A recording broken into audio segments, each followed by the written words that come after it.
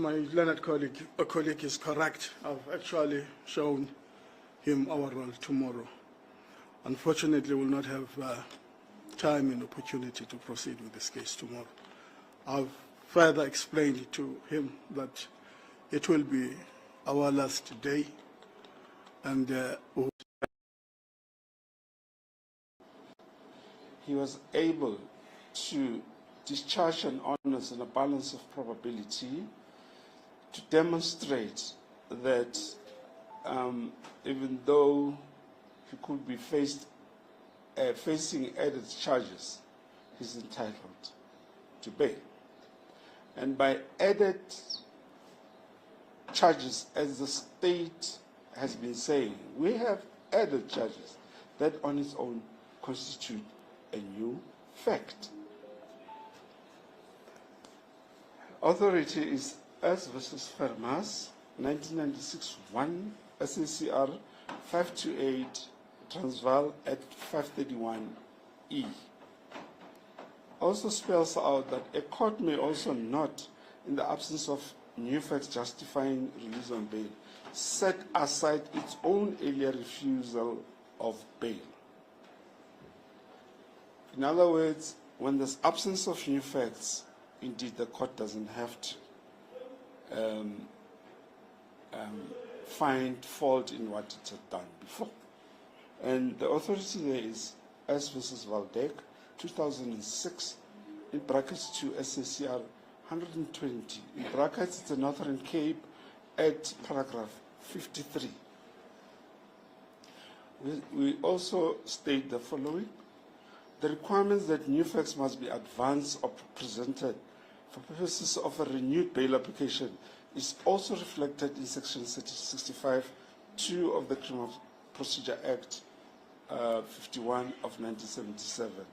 In terms of this section, an appeal shall not lie in respect of new facts which arose or were discovered after the refusal of bail, unless such new facts were first placed before the bail magistrate. Simply put, we can't proceed to the High Court in the event that our bail application is unsuccessful. So it says the magistrate concerned, and such magistrate had given a decision against the bail applicant on such new facts. The effect of Section 65(2) is that it merely precludes the right of appeal on new facts, not before the bail court. Now, what are the issues, germane issues we're dealing with here?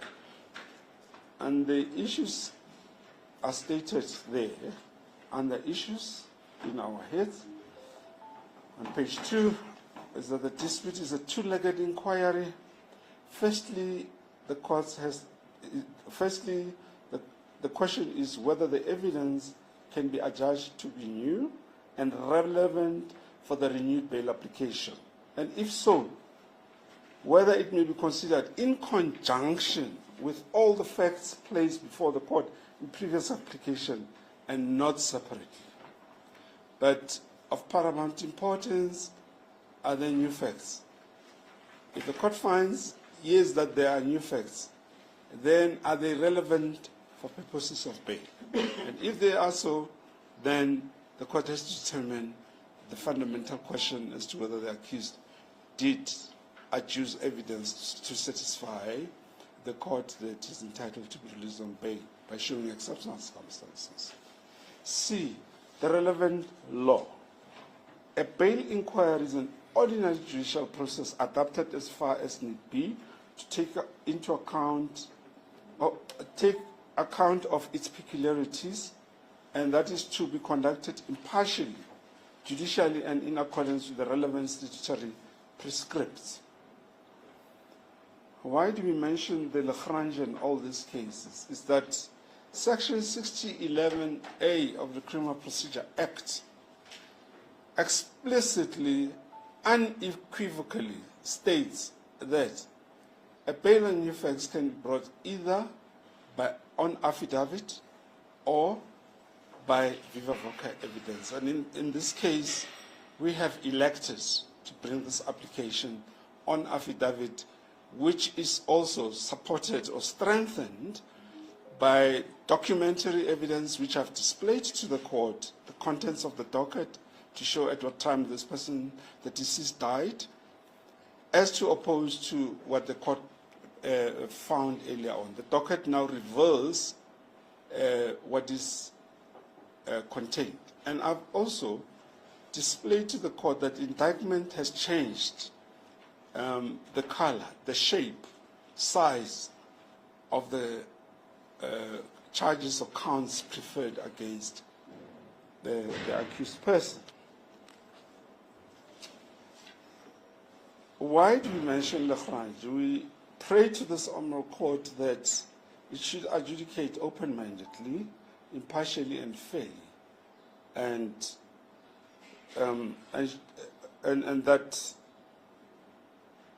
that such conduct must be manifest to all those who are concerned. The requirements of impartiality are closely linked with the right of accused person to a fair trial, which is guaranteed in Section 35(3). As I said previously, fair trial, fair bail proceedings, one concept cannot be divorced nor separated from each other.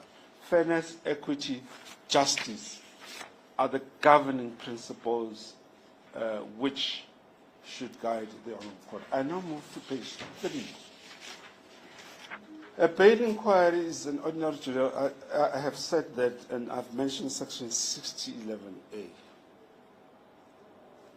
But of importance is that once a court has refused bail, it is not, of course, precluded from hearing a renewed application, provided that the applicant for bail shows the existence of new facts or changed circumstances. In other words, the test deals with what?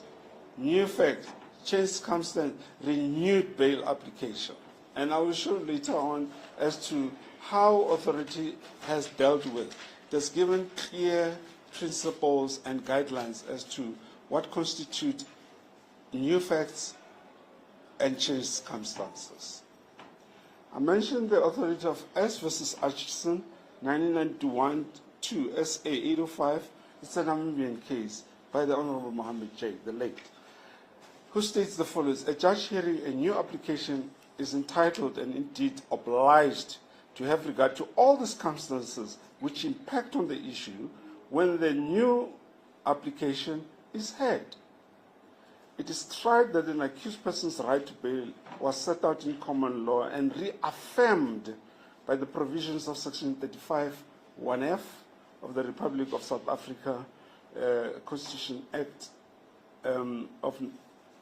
Act 108 of 1996, beg your pardon, which provides that every person who's arrested has the right, F, to be released from the detention if the interest of justice, and in this case it's exceptional circumstances, subject to reasonable conditions. It is tried that the presumption of innocence, which finds expressions in the maxim in favorem vitae ex, this is just a simple, simply explaining it is an interpretation of a statute provision. It should be interpreted in favor of and not against. In other words, it should be generous, it should be purposive, and should be seen to be in sync with the Constitution. And authority says, you know, interpretation of the statute has to be favoring the accused person. It has to operate in favor of the appellant, even when there is a strong prima facie case against him.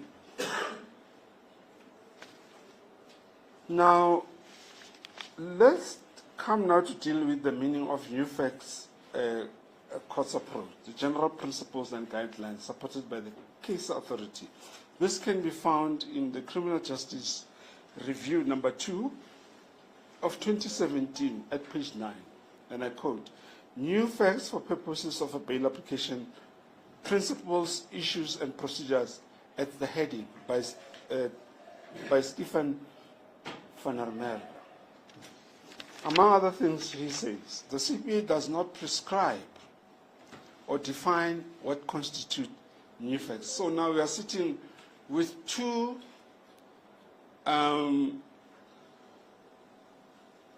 words which are not being defined by the Act. Exceptional circumstances, new facts. And there is no prescribed procedure for renewed applications. In other words, what you need to be careful of as an applicant, don't abuse the system, but you have the right to. In other words, it's not an absolute right, it can be limited. And it then triggers Section 36 of the Constitution. It appears with reference to case law that certain principles have been identified as relevant when a court is faced with an application for an accused release on bail based on new facts.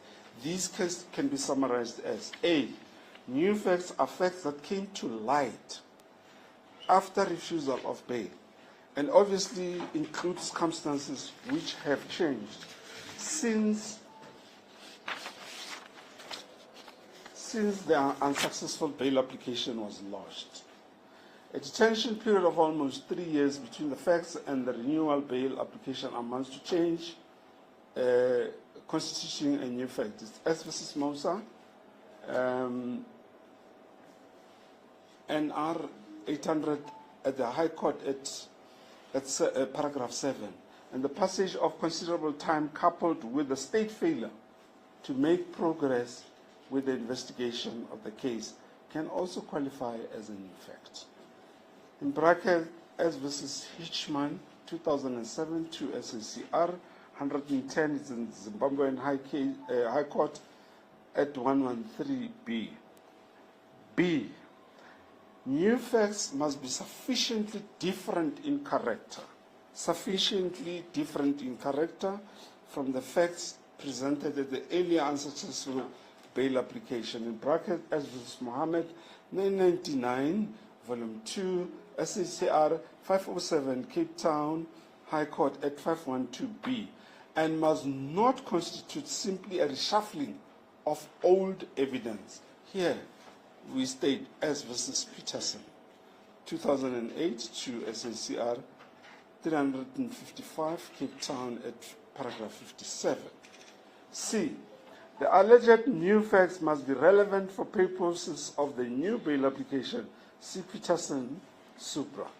This means that there must at least have been some indication of the new facts. If received, would on their own or in conjunction with all the facts placed before the court in the earlier unsuccessful bail application, assist the court in considering the release of bail afresh. It's in S versus Mohammed at 511 to 511H to 512A. D. In determining whether facts are new or not, a court is inevitably required to have due regard to the evidence presented or information received at the earlier unsuccessful application. Again, S versus Farmas at 531 E2G. But we also refer to S versus Mpofana by Benenge, then as he was acting judge, who explained as follows: was the new application is not merely an extension of the initial one. The court which entertains the new application should come to a conclusion after considering whether, viewed in the light of the facts that they were placed before the court in the initial application, there are new facts warranting the granting of bail application. E. In a situation where the evidence was known and available to a bail applicant but not presented by him at the time of his earlier, such evidence cannot, for purposes of a renewed bail application, be relied upon as new facts. And this principle also applies where evidence was available but was not availed to the applicant. Upon receiving it, then it constitutes a new fact. The S versus Leroux and Anere, 995, SACR S13, Witotas Rand at 622A. In Leroux at 622B, it was explained that in the absence of such a rule, there could be an abuse of process leading to unnecessary and repeated bail application. An accused should not be permitted to seek bail on several successive occasions by relying on the piecemeal presentation of evidence. It has been suggested that the rule is an absolute one and should be applied regardless of the bail applicant's reasons for not adducing evidence of the unsuccessful bail application. See generally as versus Peterson Supra at 58, paragraph 58. However, it is submitted that the rule should not be applied with caution. It can hardly find application when the probable reason for the applicant's failure to present the impugned evidence at the first bail application can be attributed to the applicant's bona fide misinterpretation of the probative value of the evidence in relation to factual and legal issues concerning bail. The right to liberty pending the outcome of a trial or final appeal should not be frustrated by an inflexible rule. A bail court should be willing to examine and consider the reasons why the relevant and available facts known to the bail applicant were not relied upon in the initial application. F. In its judgment, the magistrate must have recourse to the concise Oxford Dictionary, which defines the word new to mean not existing before. The synonyms thereof are recent in origin, modern, novel, lately made, recently entered upon or commenced, not previously used. And these can be found in the Essential Law Dictionary, A.M. Blackwell, first edition, Sphinx Publishing, page 335. We can also refer the report to Professor J. van der Berg, a practitioner's guide, third edition, page 73, where he succinctly states, and I quote, "There can of course be no numerous clauses as to the nature of new facts changed that may be legitimate to warrant the grant of bail previously refused." Page 6. The court's finding, I am not going to deal with all that which is stated. I had analyzed the court, but I think it suffices to submit, Your Worship, that the court's initial findings were premised on circumstantial evidence. In other words, inferential reasoning was applied because the court relied on the affidavits which were given by investigating officer, security guard, and the photos which were provided. And the impression given was they were from the video footage, which video footage we didn't, as the defense, didn't get an opportunity to analyze. It is only now that we got an opportunity to analyze it. And that is why, upon meticulous perusal of the video footage and other documentary evidence, we then applied our minds, and correctly so, to bring a bail on new facts before this honorable court. The High Court, by the Honorable Judge R. Stradom, also didn't find fault. So it can also be catalogued under circumstantial evidence, inferential evidence also. Now, it is also premised on that. Now, the Honorable Court will recall that its finding during the initial bail application, if one were to throw a microscope on the count of rape, the court made a finding that there were no genital, and I'm not quoting the court verbatim, I'm just paraphrasing. The court, amongst other things, read the exhibit of the postmortem, and it said there were no injuries. The genital, anal, and areas, and other related areas, and it found that the deceased was pregnant at the time, I guess 4 weeks. And the court said specifically on rape, there was no prima facie case. However, the DNA can prove otherwise. We submit at this point in time that no DNA has been produced to the defense. Now, what the state has done as per DPP's office has now came with other charges. One can say they're cognate offenses, related offenses, attempted rape and sexual assault.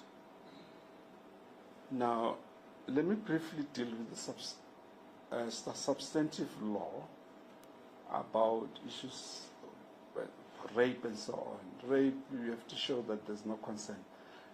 Your Worship, we looked at the docket. No one is available to testify on the issue of rape. And on the issue of whether there was consent or no consent, there would be no witness to testify to that effect. There's no eyewitness who even saw this rape and any other crimes happening as we speak. The video footage showed only a snippet of accused coming after, not following, and there should be vast difference. Shows accused person even standing on the board for some time, reading as to what is happening. That on its own shows that it is a person who doesn't know the locality or the premises. Now, we humbly submit that the issue about attempted rape, sexual assault is new. We never dealt with it. And the court made a finding on a charge of rape and nothing else. No attempted, no sexual.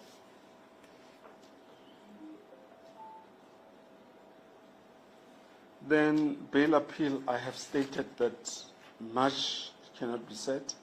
But of crucial importance is that Your Worship, in Your Worship's findings,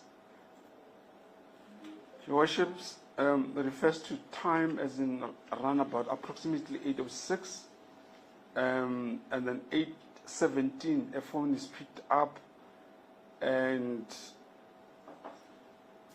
8:49 accused is seen leaving the area. I mean, we have tried to show that times don't tally.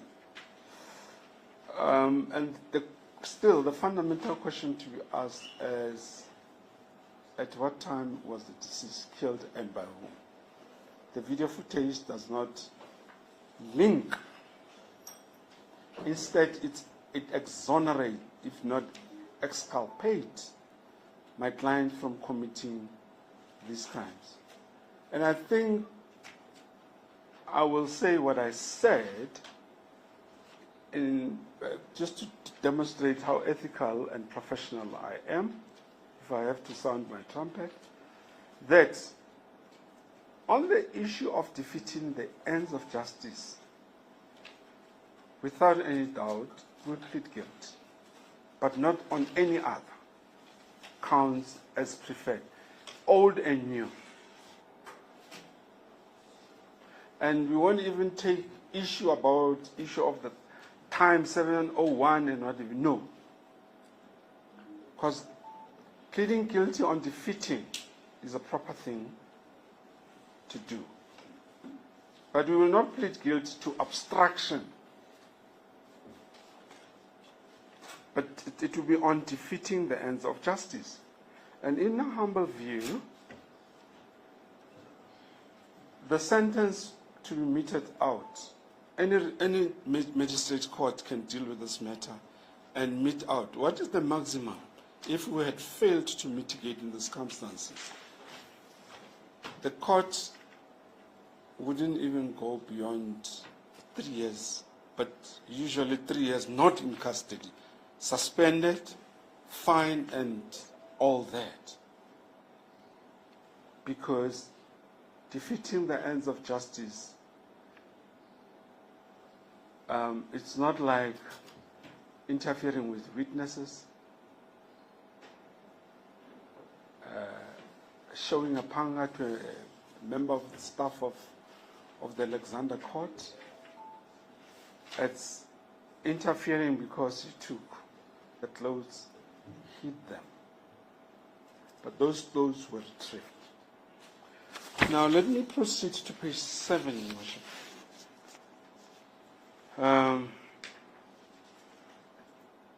Yes, at paragraph 35, the bail appeal states as follows.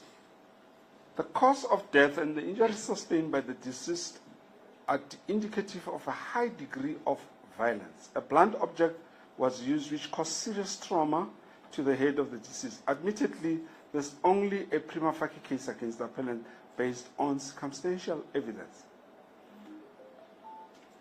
Now, the cause of death and the sustained injuries are showing a high degree of violence.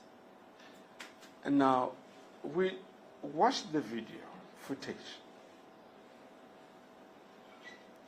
The applicant gets into the premises without any rag, without any weapon, but with his phone.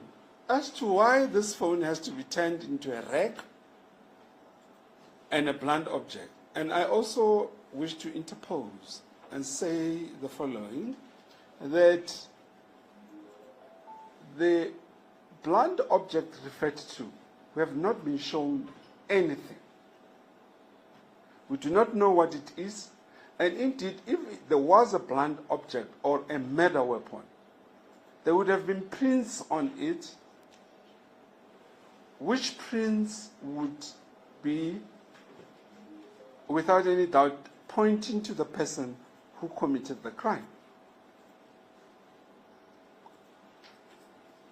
Now, video footage does not show my client committing this crime. At least, at the risk of repeating what I've said, the blue T-shirt.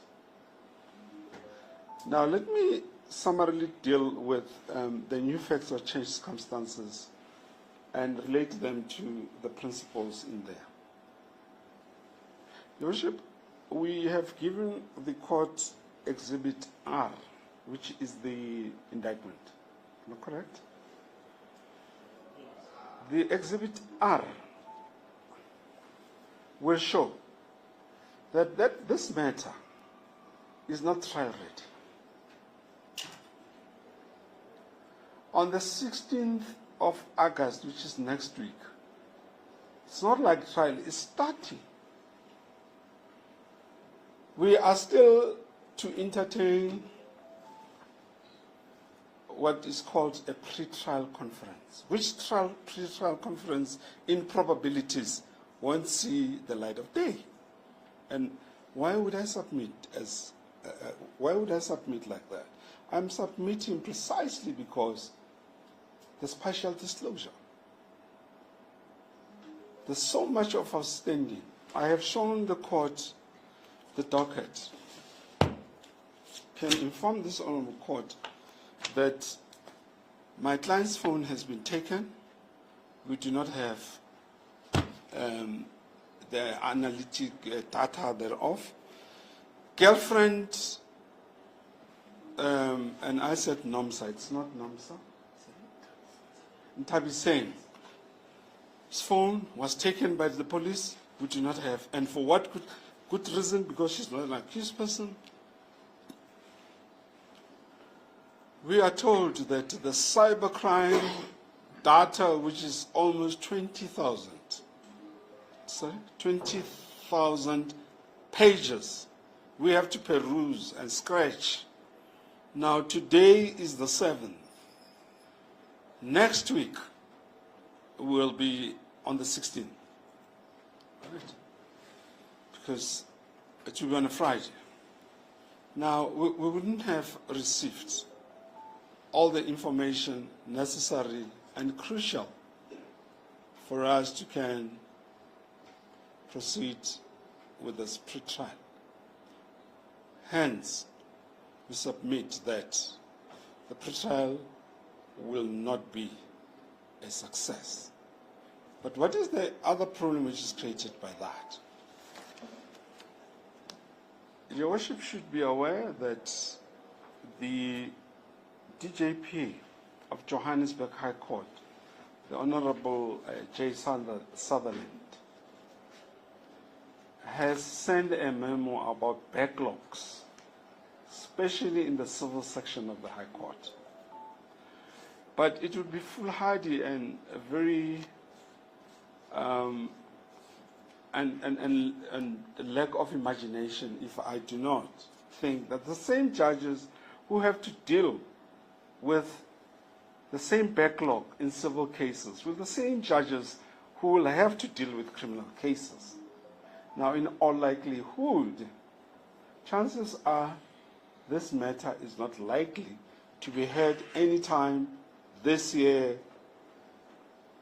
By sheer luck, maybe third term, fourth term, next year. We might start, because there are other interlocutory applications which we have to bring. We still have Section 87. If they don't make a disclosure, they must then make, we must then push them to make Section 87 and take them to another disclosure which they have to make. There are still so many issues to be dealt with. As we speak, I have submitted that we haven't received anything to do with the DNA. Now let's talk about the issue of kidnapping. Kidnapping was not before this Honorable Court initially and now on the issue of kidnapping, I can show courts, I can show statements of Enclade's father. At no stage is he referring. In one statement of his, he is referring to something else. On the other one, is referring to the head. In fact, on the other statement, he says there were items which were taken by him, but after our bail application, they were in his custody and he gave them to the police. Now, there's also issues about chain of evidence and so on. Now, there's no witness who's going to testify about kidnapping. Now, on the issue of robbery, the video footage also will show that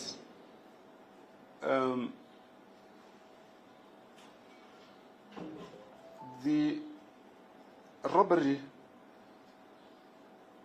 in fact, let me put it in this way. The sequence of events on all these counts, we do not know. So whether the person was kidnapped first, robbed, murdered, attempted rape, sexual assault, defeating the end of justice, we know that he says, and we rely on his evidence, upon stumbling on this dead body, which he discovered, because he wouldn't have taken pains to check nose, pulse, and stuff like that, if he knew that this person is dead. Now, on the issue of kidnapping, as I've said, now let's go to murder. On the initial bail application, we dealt with pre-planned, premeditated murder. Now, DPP does not prefer that one, prefers murder. And I wish to draw the distinction between the two.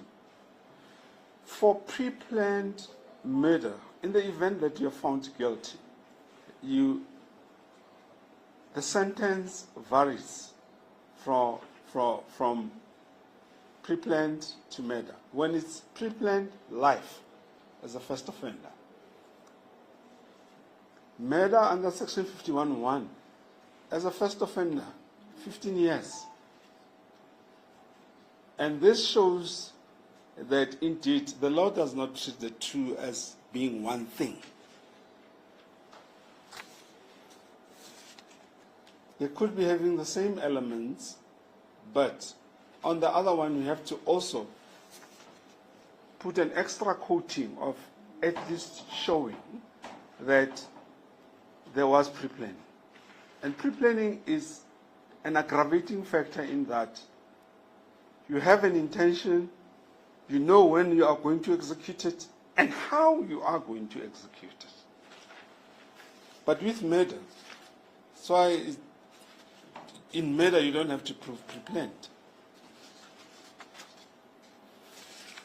Now, I have also shown the court on the indictment that addresses.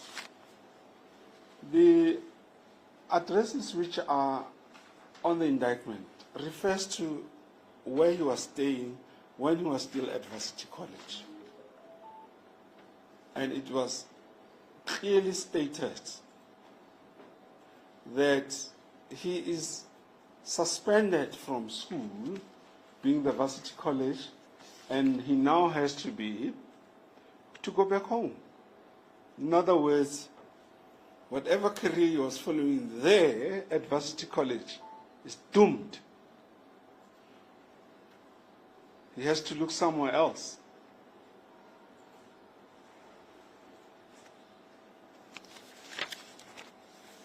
And one doesn't have to mention the reputational damage which he suffers. But beyond all, Your Worship, may I also draw to court's attention, charges preferred against accused person are of a very serious nature. And if they have added, surely he must be granted an opportunity to be out for one simple reason. If freedom is not important, for him to properly consult with his legal representatives. I am in Pretoria. My attorney is in Marshalltown. He will be in Middelburg. Surely, we have to prepare thoroughly. And that is one other reason we will inform the court on the 16th of August that we are not ready. Because we had no opportunity to even consult with our client since we received these documents, and despite the fact that they are a partial disclosure. Now, list of witnesses. In the event that he is in Middelburg and these witnesses are in Sandton, and surely he wouldn't interfere. And I wish to also amplify by saying the outstanding evidence is that of which is in the lab, which is cybercrime. He surely will never ever interfere with these witnesses, nor the cybercrime, cell phone data, DNA. And if the Honorable Court is of the opinion that he is a danger to society, stringent conditions can be put. And I wish to inform the Honorable Court that with the old charges and the new charges doesn't change the fact that the accused is a first offender. And it is alleged, he's not been found guilty. It is alleged that he has. And we have produced so much of evidence to show that there is not a doubt, but serious doubt on the cogency or strength of the state case. And we may even go further to say the state case is not even weak, but hopeless. And given a chance in the High Court is doomed to failure.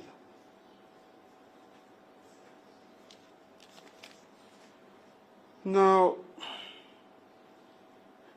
Your Worship, I do not want to overburden.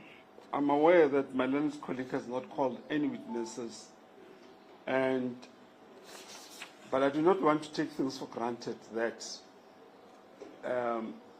if it's not opposed, therefore it's for the taking. We must work very hard to persuade this honourable court that there are new facts relevant for purposes of this bail. And that is why I'm going to town, and I do not want to leave any stone unturned. But I will summarize by saying, if Your Worship look at page 8, our submissions there, we deal with all these issues,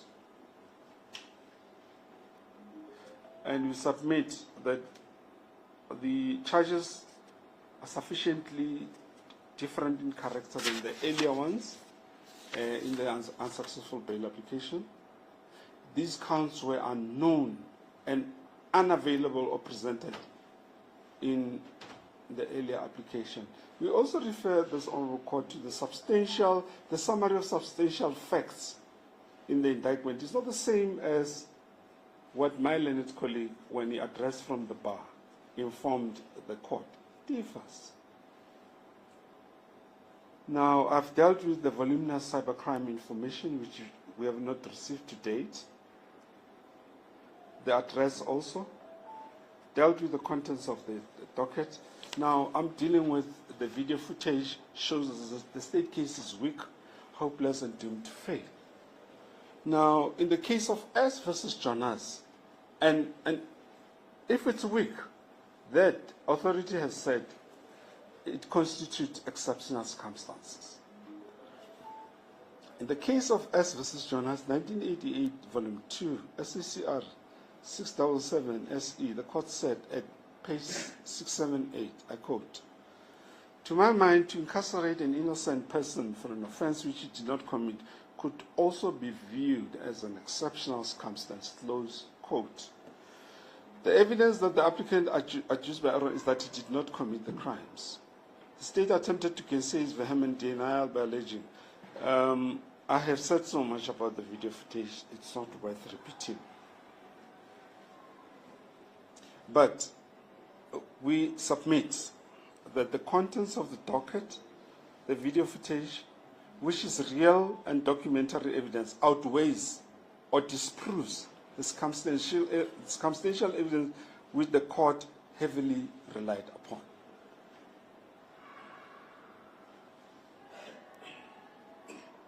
The docket and the video footage demonstrate that the state failed to make out a prima facie case against the applicant, but only on the crime of defeating the ends of justice.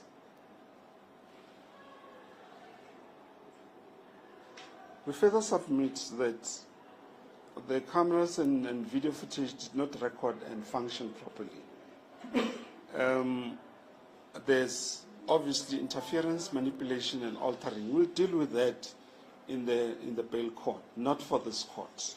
It suffices that we were able to show, and I've stated times, but we wouldn't.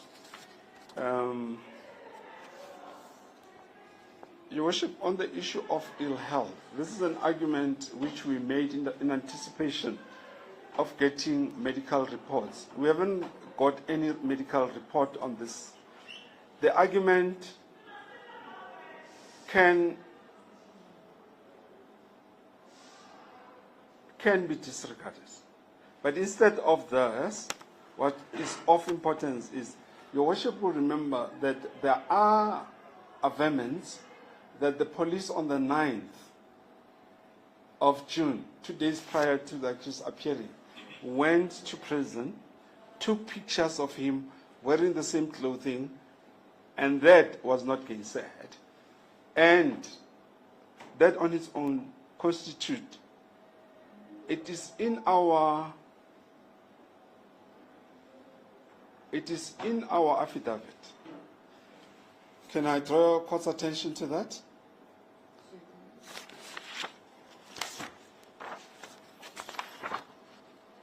Let me take the Honorable Court, to our affidavits, page 5.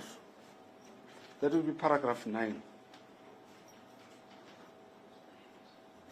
On the 9th, oh sorry, may I proceed to read it?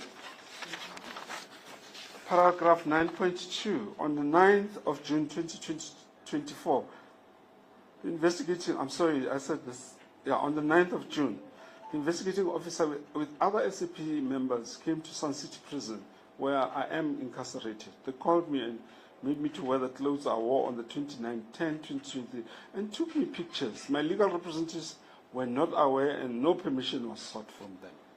That's what I'm referring to.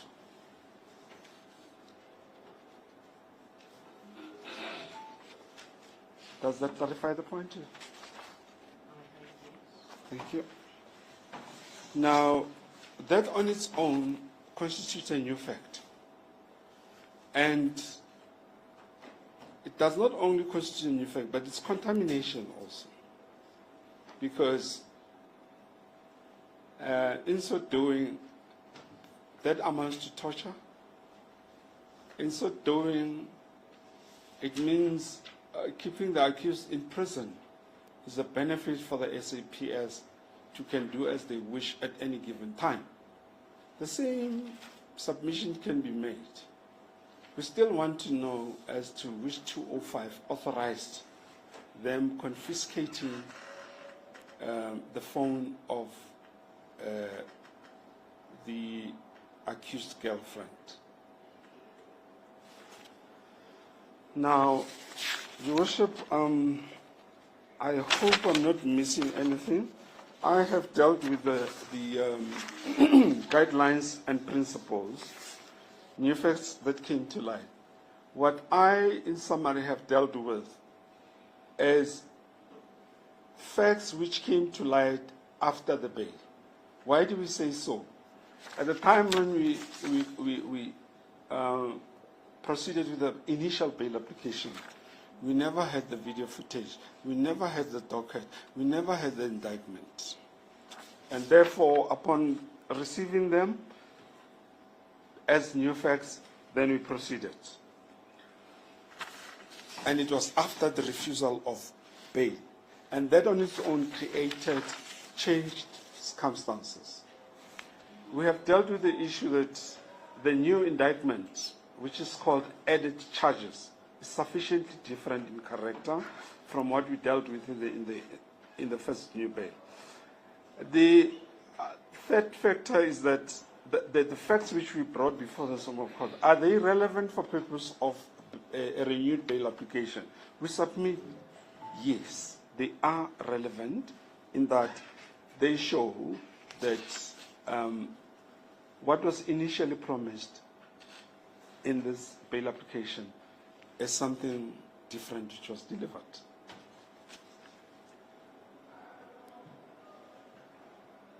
Yes, in determining whether facts are new or not, a court is inevitably required to have due regard to the evidence presented or information received at the earlier and unsuccessful. It's in conjunction, old and new. They should be married. Otherwise, we are operating in a vacuum. E, was this evidence known and available to us at the time when we proceeded with the bail application initially? Big no, because we didn't have the docket, the video footage, and the indictment.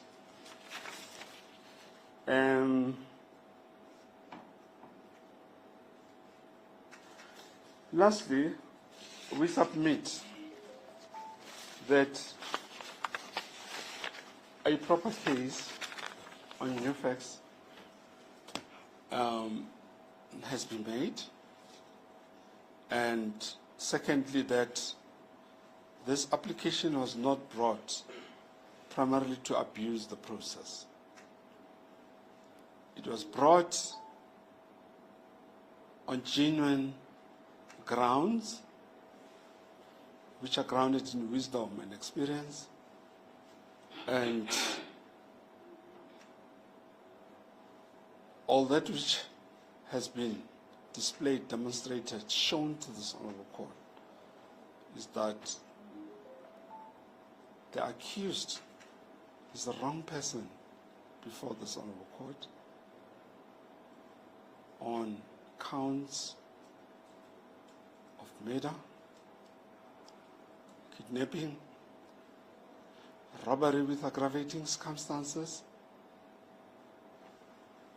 attempted rape, sexual assault, but the right accused on only one count of defeating the ends of justice. Unless if there are any other issues which Honourable Court wants me to address it on, I'm greatly indebted.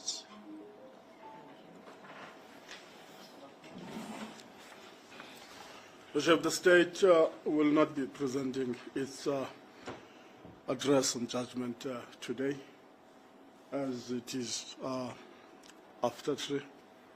Besides that, it is common cause that we have actually received the application itself today, and even the submissions that my learned colleague have presented before this court. But the main reason is a question of time. We did not take lunch hour in this court, so that at 3 o'clock we will be done and started to prepare for tomorrow.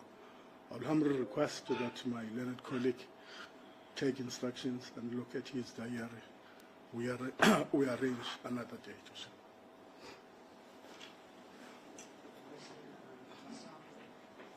Bishop, I'm in the capable hands of this honourable court. If the court is available even tomorrow, I can cancel whatever cases and maybe come after lunch for us to hear. I'm not saying there should be judgment. At least my learned colleague argues if I have to reply, and then we reserve for judgment. That's what I would humbly request. He has shown me that his role is, and he said to me, in the event that one of the cases collapses, he would be able to accommodate me.